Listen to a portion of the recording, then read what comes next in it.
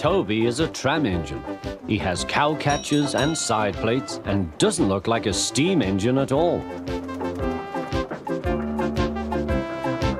He takes trucks from farms and villages to the main line and is cheerful to everyone he meets.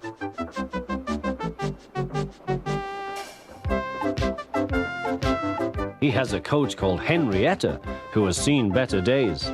It's not fair at all, she grumbles, remembering that she used to be full and 9 trucks would rattle behind her.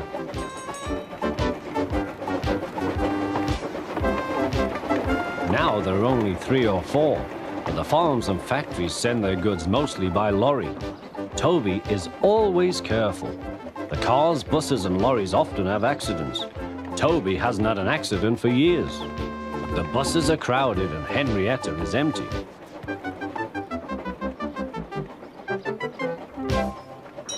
A lady and a stout gentleman stood on Toby's platform. He was, of course, the Fat Controller, but Toby didn't know this yet. "Come on, Grandfather," cried the children. "Do look at this engine."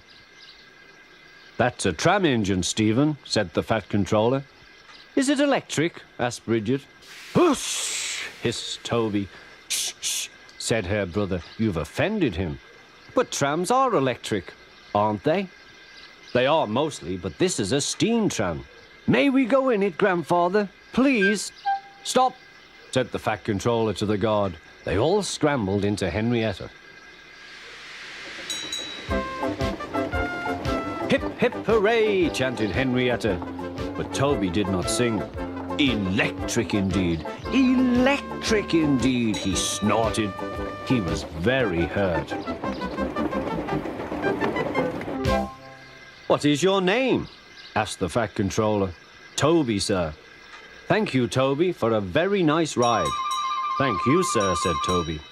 He felt better now. This gentleman, he thought, is a gentleman who knows how to speak to engines. The children came every day for a fortnight. Sometimes they rode with the guard, sometimes in empty trucks. On the last day of all, the driver invited them into his cab. All were sorry when they had to go away. And the Fat Controller and his family thanked everyone. "Come again soon," replied Toby. We will," called the children. And they waved till Toby was out of sight.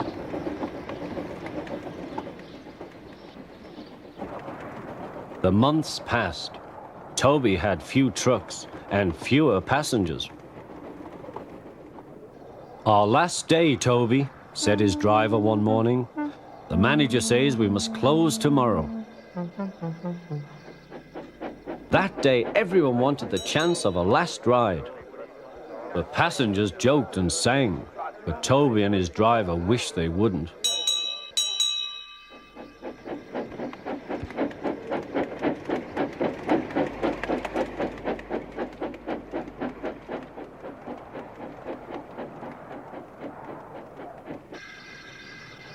"Goodbye, Toby," said the passengers afterwards.